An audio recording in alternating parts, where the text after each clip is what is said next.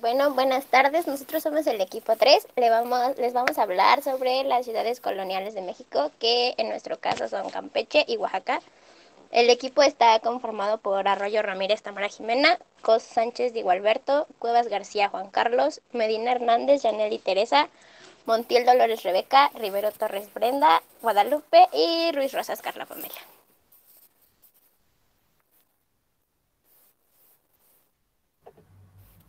Bueno, les vamos a empezar hablando de Campeche y un poco de su historia.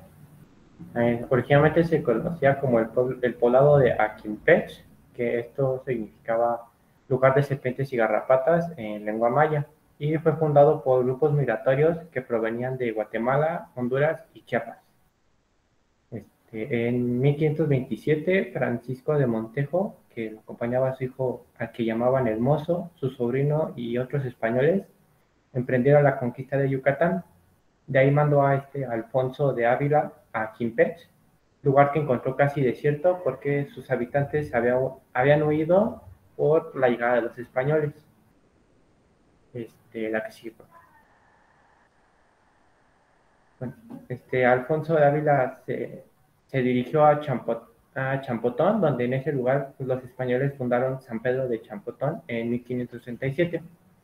Después de esto, Francisco de Montejo se reunió con Alfonso de Ávila en esta misma ciudad y juntos partieron a Quimpeche, donde Montejo fundó Salamanca de Campeche. Más tarde, su hijo el Mozo y el sobrino realizaron alianzas donde sometieron a los nativos y fundaron en definitiva en este lugar la villa de San Francisco de Campeche. Y el 1 de octubre de 1777, el rey Carlos III de España les concedió, bueno, ascendió de villa a ciudad a San Francisco de Campeche. Pues los archivos relatan que esta villa fue donde tuvo el primer lugar, fue donde se tuvo el primer oficio religioso en tierras de la Nueva España. Su riqueza trajo un tráfico inmenso comercial que permitió la edificación de mansiones y iglesias, así como también fuertes para proteger a la ciudad, porque pues, constantemente los atacaban piratas.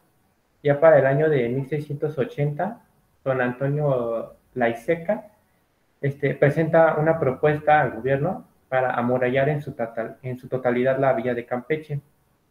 Esto es lo que marcó el inicio para que se empezara a amurallar la ciudad, y los trabajos del amurallamiento se empezaron a principios de 1684. La construcción de las murallas concluyeron hasta el año de 1704, incluyendo baluartes, que eran los bastiones, que el primero fue el de San Carlos y el último fue el de Santiago. En 1857, ya un grupo encabezado por Pablo García inició un movimiento para que el distrito de Campeche se separara de la península, bueno, de Yucatán, y se convirtiera en un estado más de la federación. Esta decisión la ratificó el presidente Juárez en abril de 1863, donde por fin se establecieron como un distrito independiente y Campeche quedó como su capital del estado. En cuanto a la ubicación de Campeche, está situada en la región sureste de la República Mexicana y en la parte suroeste de la península de Yucatán.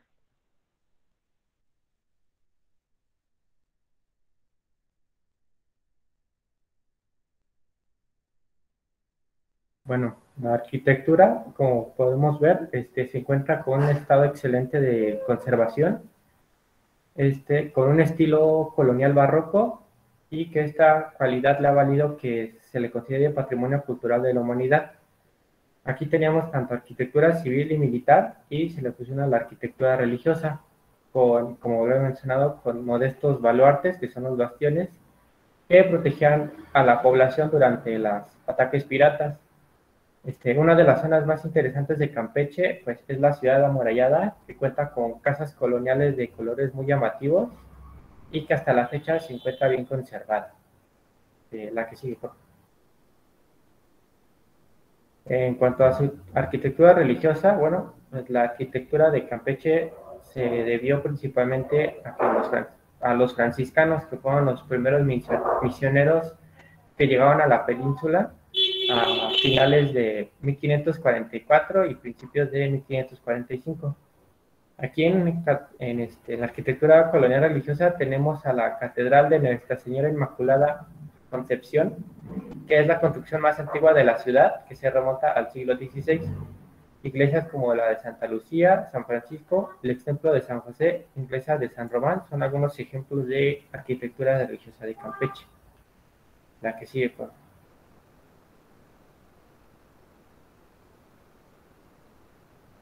Su arquitectura militar.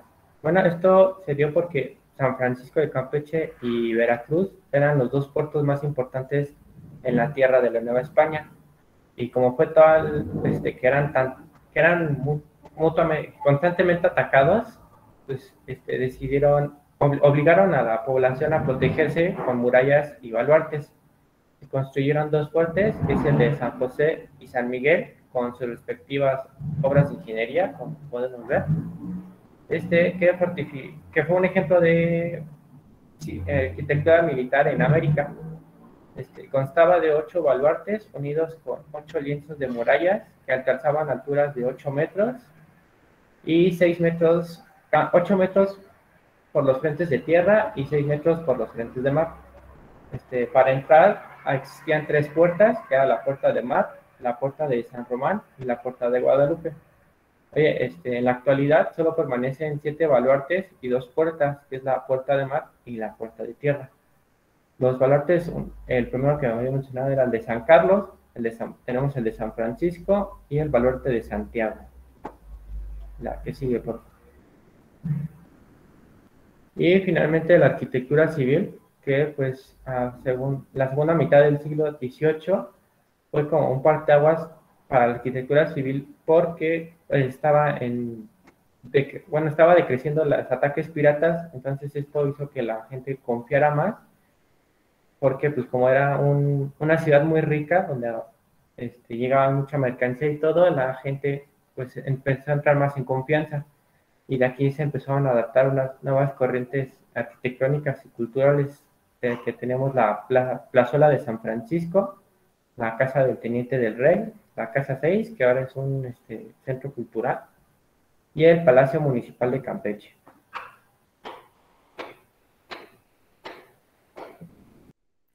Bueno, en cuanto a la gastronomía, como Campeche era un puerto, pues exportaba especies y artículos de origen europeo, y combinado con los productos regionales, pues da origen a la creación de nuevos platillos, eh, como, pues, como el caso del pan de cazón, que,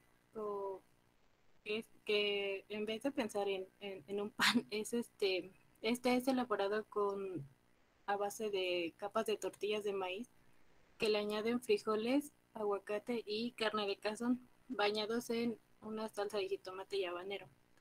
El chile de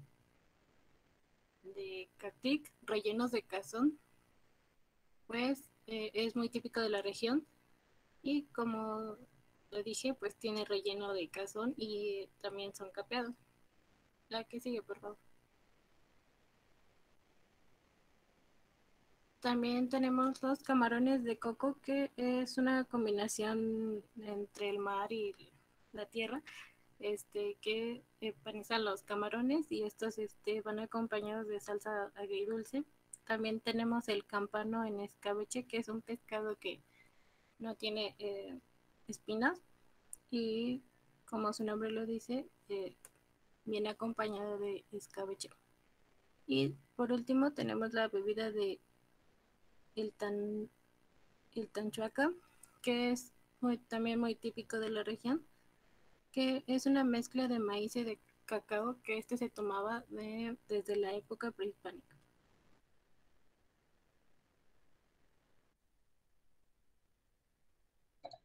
Entre la cultura de Campeche se manifiesta esencialmente a través de su gastronomía, artesanías, bailes y músicas tradicionales. Esto se debe a la influencia histórica maya e hispánica. Se pueden encontrar múltiples artesanías, por ejemplo el nunquini, que son tapetes y objetos tejidos con fibras vegetales. El tepacán son elaboraciones hechas en cerámica y la elaboración de sombreros tejidos a base de palma de jipi. Entre sus bailes se encuentra la jarana, que los intérpretes zapatean y elevan constantemente los brazos mientras giran al ritmo de la música. La flor de la malagueña se caracteriza por movimientos armoniosos y ligeros. Cuenta también con zapateos, taconeos y movimientos alternos de punta y tacón. Las jicaritas consisten en maniobras con cocos y sonajas, destacando el equilibrio de los ejecutantes. El jarabe criollo es el ritmo marcado por las campanas de la catedral del pueblo junto a la charanga. La danza de la cabeza de cochino, este tipo de baile se mueve al ritmo del sonecito lento y acompasado.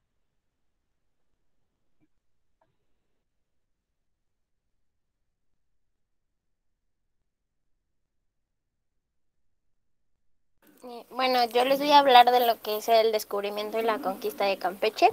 Como ya habían mencionado anteriormente, me parece, el 4 de octubre de 1540, Campeche es la primer villa fundada por los españoles en la península de Yucatán. Antes de la conquista española, el área que actualmente es Campeche fue poblada por la civilización maya. El suelo donde se desarrolló fue tránsito y parteaguas para que los itzaes y los xius conquistaran grandes ciudades como fueron Chichén Itzá y Uxmal. En su momento fueron el corazón de lo que sería el señorío de Campeche. Y el significado de esto es lugar del señor Sol Garrapata. En ese tiempo la población aproximada era de unos 15,000 habitantes y tenían aproximadamente unas 3,000 casas. Estas eran con paredes de lodo y techos de paja, que es muy similar a lo que actualmente está considerado como zona rural en Campeche. Dentro de todo esto, las primeras incursiones españolas a Campeche fueron comandadas por Francisco Hernández y en 1517 fue acompañado por Juan de Grijalva un año después. En 1540, Montejo, Francisco de Montejo, que era conocido como el Mozo, decide fundar lo que ya les mencionaba que fue la villa, y actualmente este lugar está ocupado por la plaza principal de Campeche. Y fue nombrado como San Francisco de Campeche y de San Lázaro, Salamanca. También se refiere, hay distintas fuentes que refieren que Diego Velázquez organizó una expedición con 3 navíos, pero eso coincide con otro tema.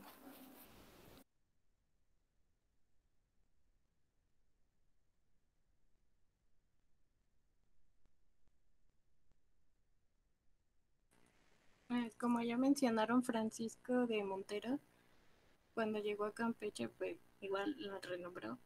Y bueno, él comenzó a vivir aquí. Y bueno, en este lugar se planeaban las acciones para conquistar el resto de la península.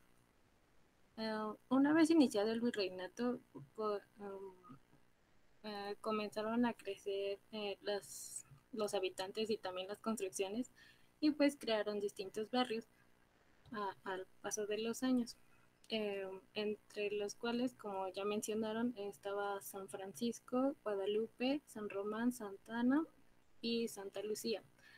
San Román, la, la habitaban la gente que traían, la gente que venía de Europa, y el resto de los españoles que llegó antes, habitaban los barrios de Santa Ana y Santa Lucía.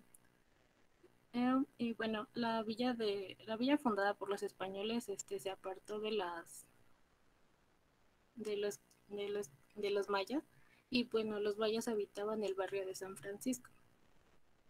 La que sigue, por favor. Tenemos que entre los piratas más destacados por los ataques a Campeche están Francis Drake, William Parker, Jean David Now, el Olones, Lawrence de Graff o Lorencillo y Henry Morgan.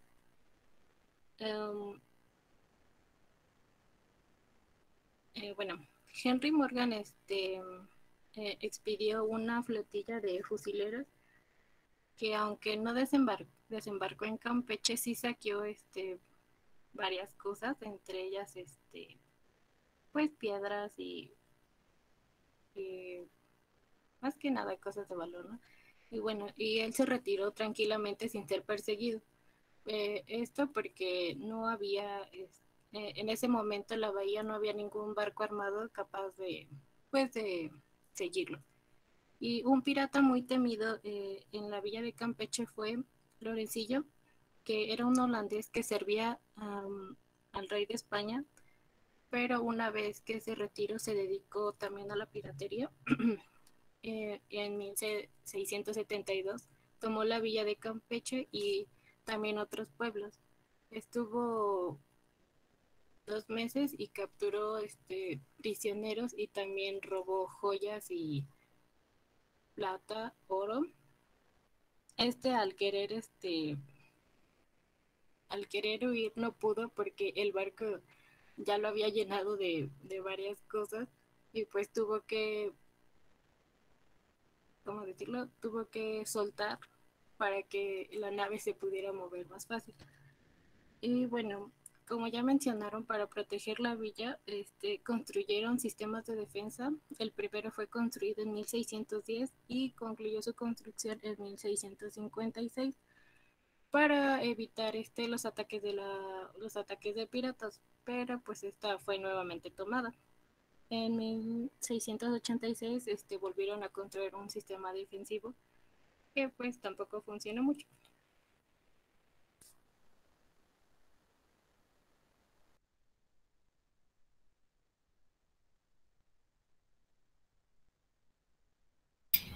Bueno, yo les voy a hablar sobre los personajes ilustres de Campeche.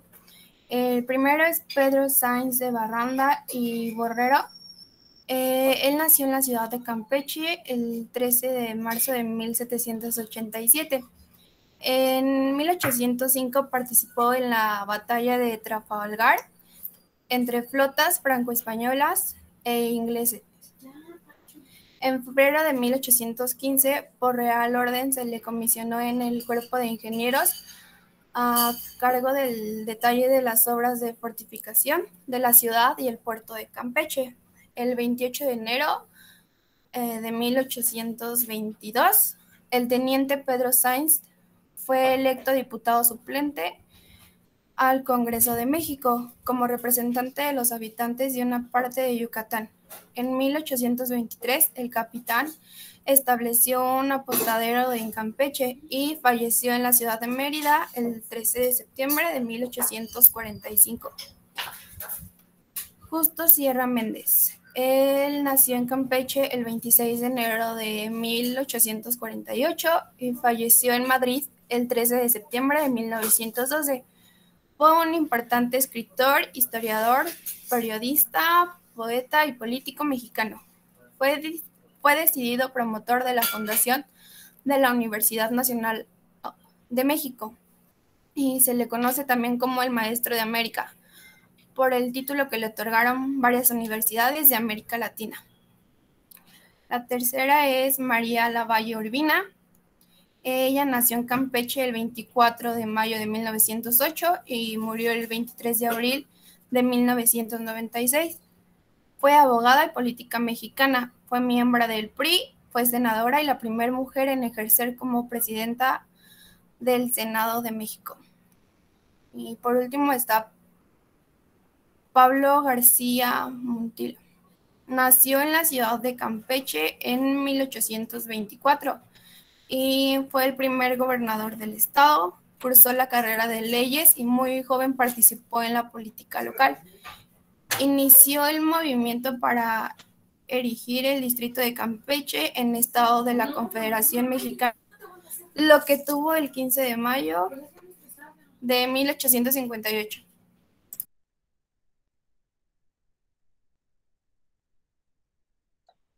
Algunos atractivos turísticos que se pueden encontrar en Campeche son las zonas arqueológicas como Becán, Balancú, Chinaca, Calakmul, entre otros. También la isla Aguada, El Calquini, que su nombre proviene del maya y significa garganta del sol. La Palizada forma parte de los pueblos mágicos y es una excelente opción para disfrutar de un paseo entre su encanto colonial. La Fuente de San Miguel y la Fuente de San José. La Fuente de San José trata de un museo de barcos y armas. El centro histórico es el principal atractivo de la ciudad, ya que fue declarado como Patrimonio de la Humanidad por la UNESCO. Las playas Bajamitas y la Casa de las Artesanías, el Museo de la Arquitectura Maya y el Malecón de Campeche, que tiene vista al mar.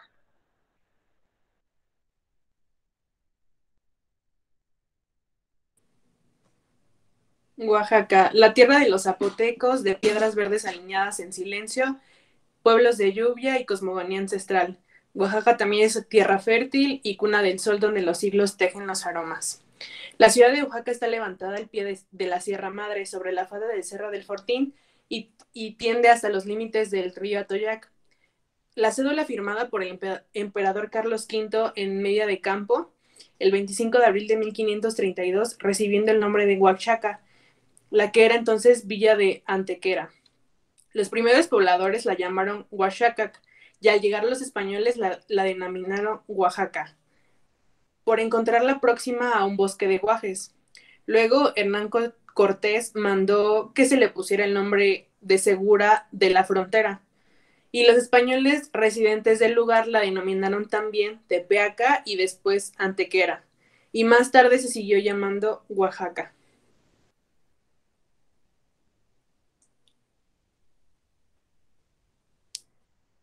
La siguiente. Oaxaca está localizada en el suroeste del país, la cual tiene fronteras con los estados de Veracruz y Puebla al norte, al sur colinda con el Océano Pacífico, al este tiene frontera con el estado de Chiapas y al oeste con el estado de Guerrero.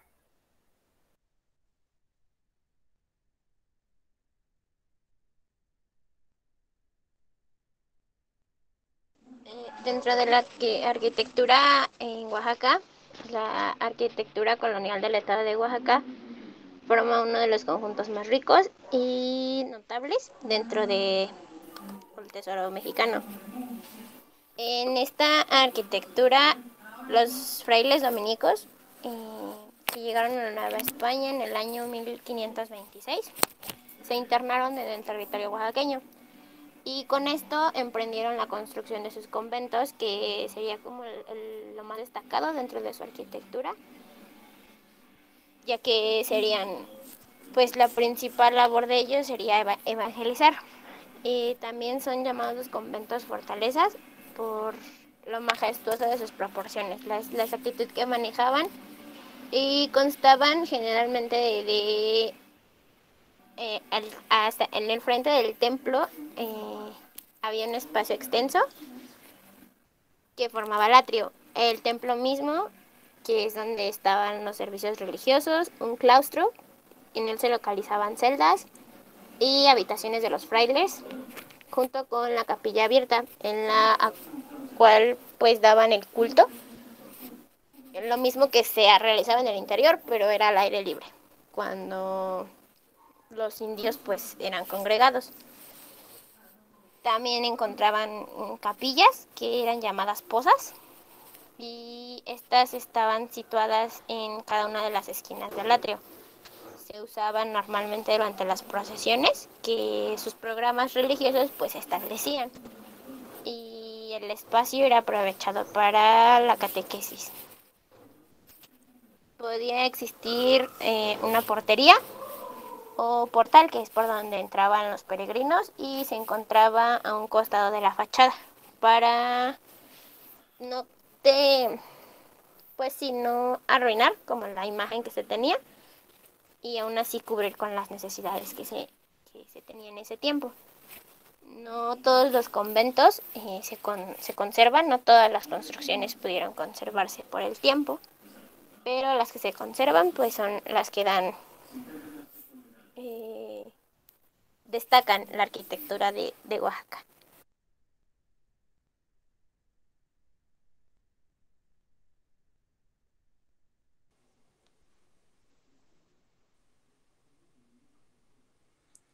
Y si hablamos de gastronomía, la mezcla de esos dos mundos dio origen a la gastronomía oaxaqueña.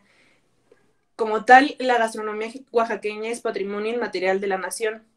Y entre el pan europeo y la tortilla prehispánica, entre el ajo español y el chile indígena, entre el metate y el molino, dio apertura a la creatividad de poder desarrollar esta gastronomía.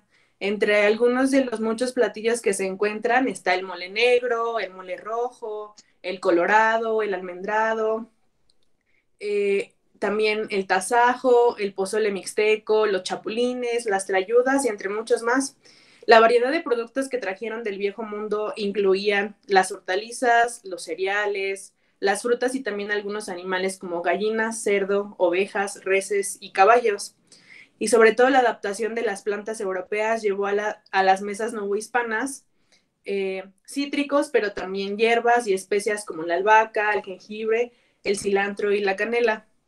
Aquí, como podemos observar en la imagen, como ya lo había comentado, en la imagen de la izquierda está las tlayudas, que es base de un totopo, como tal no es una tortilla, es un totopo, donde también se unta asiento de cerdo, frijoles, y se acompaña con quesillo y también con aguacate y col y jitomate y un trozo de tasajo. Y del otro lado está el mole negro. También, como ya lo habían comentado, el origen del mole también parte del estado de Puebla, que es un estado vecino. Y también el mole negro es muy representativo del estado y como ya lo habíamos comentado, que sería del mole sin la canela, sin el chocolate. ¿Le puedes dar a la siguiente, por favor?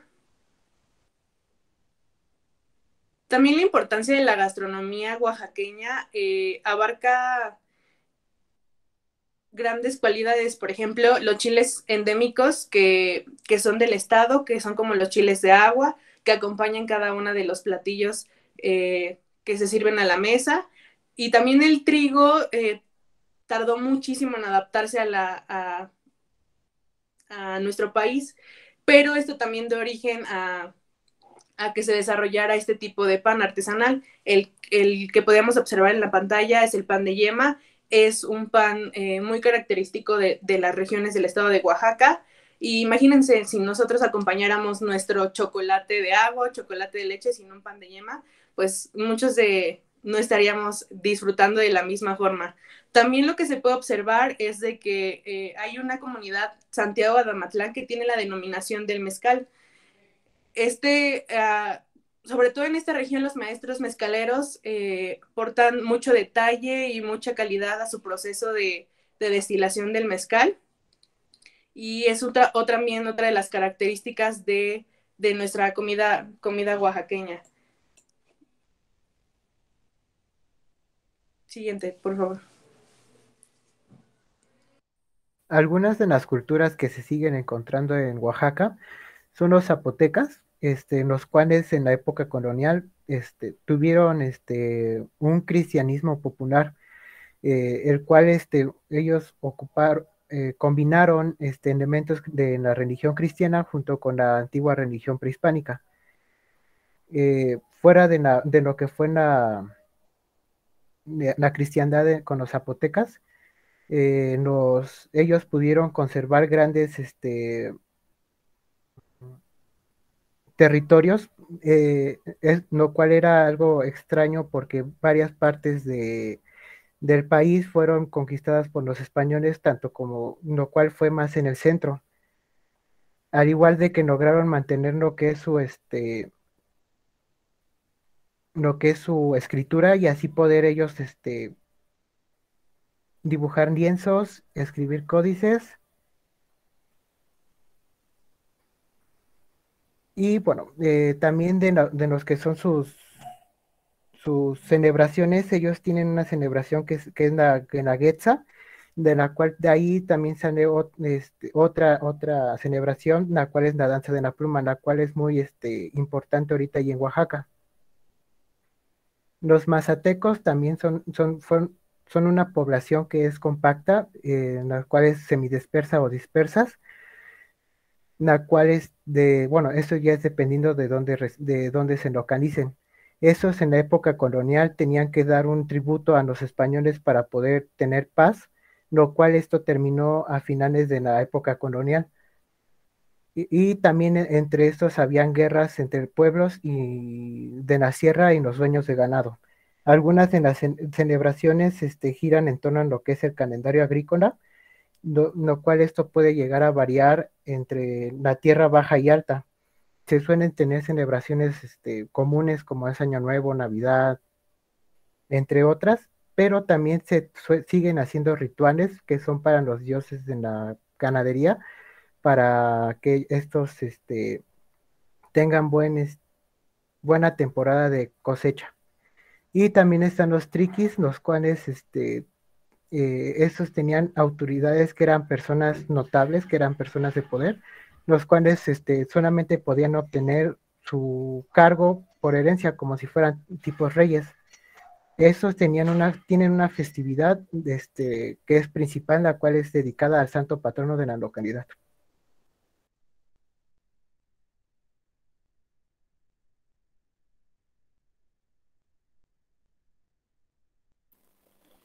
Yo les voy a hablar de la conquista en Oaxaca. Se dice que los aztecas llegaron a Oaxaca alrededor del año 1250 y los mexicas y su expansión se produjo entre 1400 y la llegada de los españoles. La ocupación prehispánica en Oaxaca tuvo su apogeo o alcanzó su apogeo en población, extensión de ocupación y diversificación en los años anteriores a la conquista. Los señoríos representaron, les voy a hablar más adelante de eso, pero como un punto clave, representaron una alternativa flexible en cuanto a la adaptación para las condiciones y hacer más funcional la autonomía y la independencia de grupos que eran relativamente pequeños.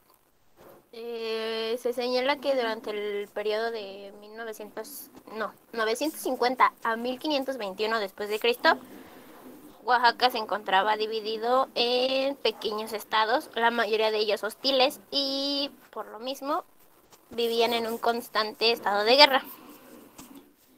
Esto con la llegada de los españoles, pues el centro y el sur de México estaba atestado de agricultores en ese rango de tiempo.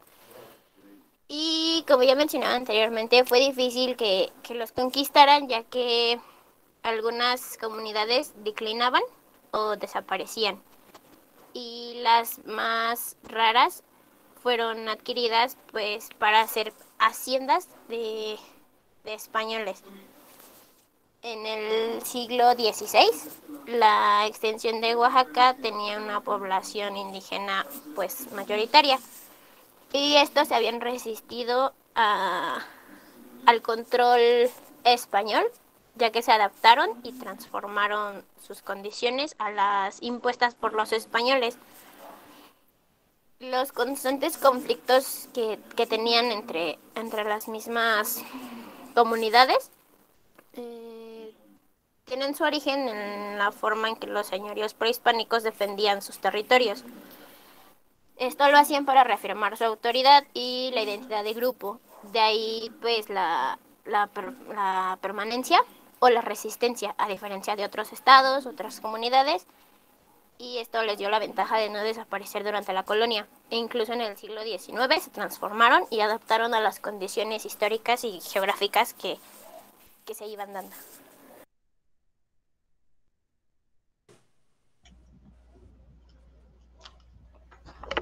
También la conquista del estado de Oaxaca fue relativamente pacífica, ya que los señores zapotecos y los mixtecos pensaron encontrar en los europeos a los aliados que requerían para vencer a los aztecas.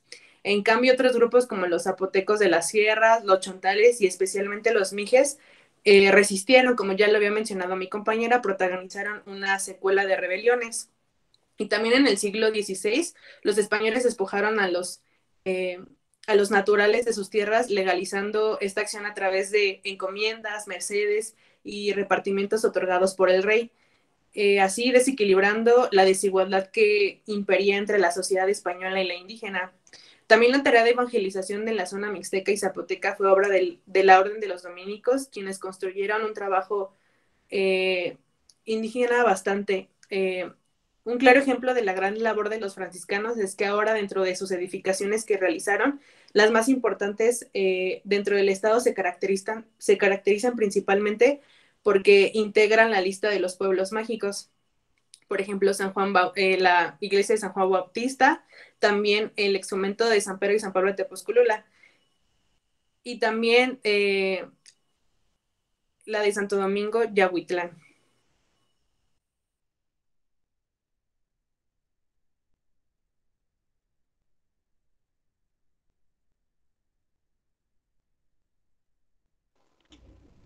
Como ya les mencionaba anteriormente, creo que no se cambió la diapositiva.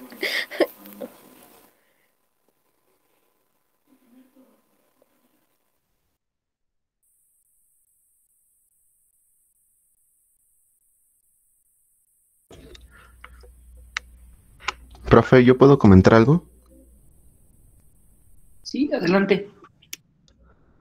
Es que trabajé un tiempo ahí en Jamaica, en el mercado de Jamaica, y eran puros oaxaqueños. Entonces, como que su mole era diferente. Y yo les preguntaba cómo se llamaba, y la verdad no me acuerdo, pero me decían que era pura masa con chile. Sí, es que en Oaxaca tienen diferentes moles, e inclusive se menciona que tienen uno por cada región cultural. Y en la Mixteca Alta, como lo están mencionando, uno de los platillos típicos es el mole con como una especie de tamal. Se mete, bueno, se remoja la pieza como de pan y por eso es diferente, pero sí hay diferentes estilos de mole, y uno de ellos es el de los mixtecos de la Sierra Alta. El que menciona mi compañero, sí es de chile y masas, está muy conocido como el mole amarillo. Normalmente igual lo hacen, el mole amarillo es como muy tradicional para una vez a la semana, no como el mole negro, que ese se sirve en fiestas patronales, en bodas o fiestas importantes. Y, por ejemplo, el mole amarillo también suelen ponerlo en empanadas, así le llaman. Pero lo que nosotros conocemos como quesadillas, ellos lo ponen como empanada y le ponen epazote, hoja de aguacate y quesillo. Oh, ya. Mira, bien bueno. Pero la pregunta que yo tengo es de que tenía otro nombre, me decía otro nombre mi amiga con la que trabajé. Y hasta hablaba zapoteco y me enseñó unas palabras en zapoteco. Pero no me acuerdo del nombre. ¿No era el amarillito? Es el amarillito. Sí. Ajá.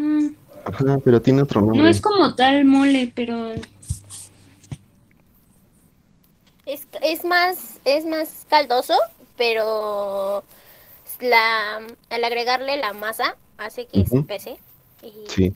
está muy bueno. O sea, es amarillito. Ajá. Pero, sí, o sea, se conoce como tal, como amarillito, porque mis abuelos son de Oaxaca, de uno de los pueblos de Oaxaca, y ellos acostumbran mucho a hacer ese platillo.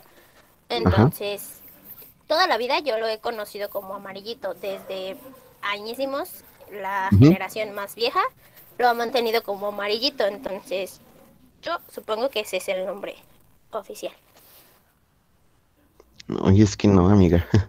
Déjale pregunto a la persona que me dijo otro nombre y... Pero no sé si Brenda nos puede apoyar a buscarlo, e igual si tú lo encuentras, pues estaría muy bien. Si gustan, al final de la exposición vamos a continuar con ella y ya al final comentamos. Ah, ok. Vale. Bueno, como les decía anteriormente, no por nada, los señoríos fueron parte fundamental para evitar que las regiones de Oaxaca desaparecieran o fueran totalmente absorbidas por los españoles. Esto fue en el 750 después de Cristo, que los grandes centros de Mesoamérica fueron abandonados. Esto inició un proceso de cambio y se presenta, como ya les mencionaba, del 750 al 1521 después de Cristo. Está caracterizado por la presencia de entidades políticas que podían conocerse como reinos, cacicazgos o como tal señoríos. Todas las regiones de Oaxaca fueron pobladas con un patrón de residencias, se encontraban dispersas. Estas sedes de los señoríos fueron pueblos o centros urbanos muy pequeños, de unos 1000 a 3000 habitantes aproximadamente. Estaba conformado por palacios de nobles, residencias de comuneros, templos, tenían un área de administración y mercado, y en algunos casos contaban con juego de pelota y una fortaleza o refugio muy cercano. Y en vez de grandes centros, bueno, estos fueron contrarios a grandes centros dominantes en Oaxaca, que son los que conocemos como Monte Albán, sedes como Mitla, Yacul, Huereta, Tamazulpan y Tejupán entran dentro de los señoríos, a diferencia de los que ya les mencionaba antes, y estos se encontraban dentro de la Mixteca Alta.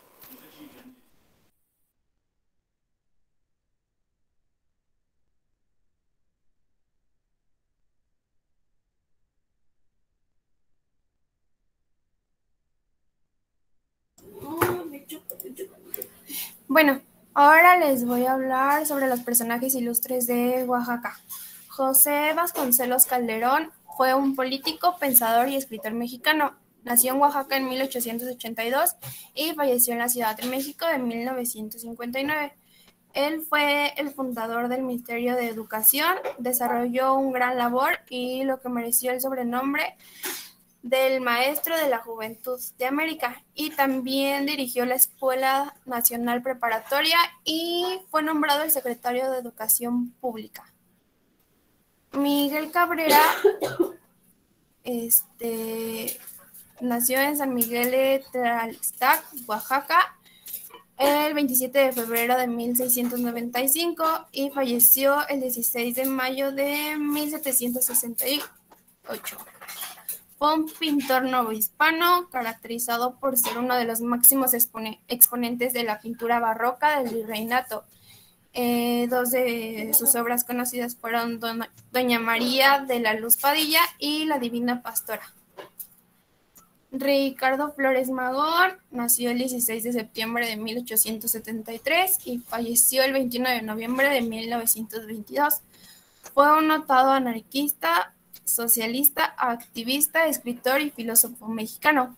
Fue uno de los 3 hermanos Flores Magón, líderes de los magonistas. ¿Me puedes cambiar a la siguiente? Gracias.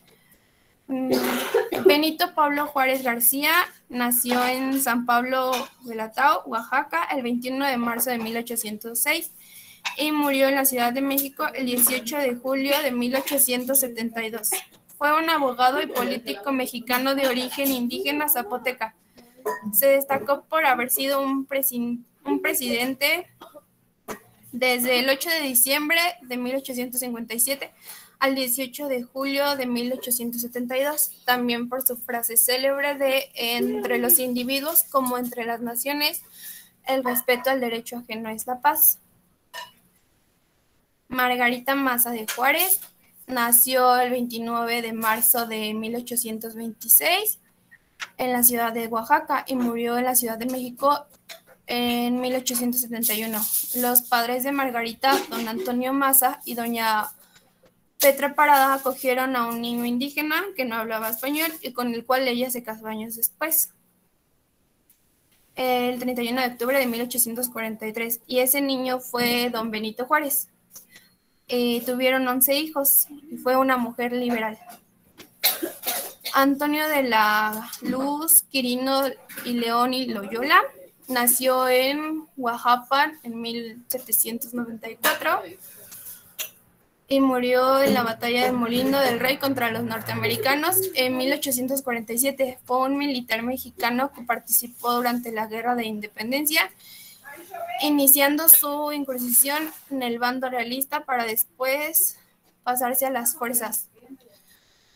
José de la Cruz Porfirio Mori nació en Oaxaca y fue un discípulo de Benito Juárez, quien impartía Derecho Civil en el Instituto de Ciencias. Cuando se clausuró por orden de Santa Ana en 1854, es cuando Díaz inicia su carrera política.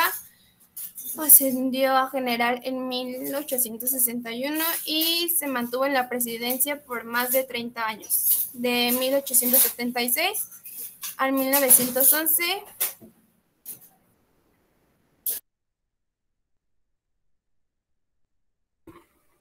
Algunos de los atractivos turísticos que hay aquí en Oaxaca es el árbol del túnel, el cual es conocido por sus diferentes leyendas que tiene acerca del árbol y también porque tiene algunas figuras que se pueden presenciar en él. Entre ellas destacan un león, un cocodrilo y un elefante. El templo de Santo Domingo de Guzmán se empezó a construir en el año 1570, pero fue hasta 1608 donde fue abierto. Aún así seguía en construcción, y la decoración que hay en ese templo es del barroco mexicano. El Teatro Macedonio Alcalá fue construido en 1909. Este era originalmente un teatro casino que pasó por diferentes nombres hasta llegar al Teatro Macedonio Alcalá. Este tiene representaciones renacentistas, en la cual es dada principalmente por su uso de almohadillas. También está Hierve el Agua, que es un balneario natural de aguas termales, donde llama la atención su cascada, de cual es de color blanco el agua y tiene una altura de 200 metros, y Monte Albán, el cual fue un sitio arqueológico que se estima que fue fundado en el año 500 a.C. y fue declarado un patrimonio cultural de la humanidad. Y pues eso fue todo de nuestra parte. Muchas gracias por su atención.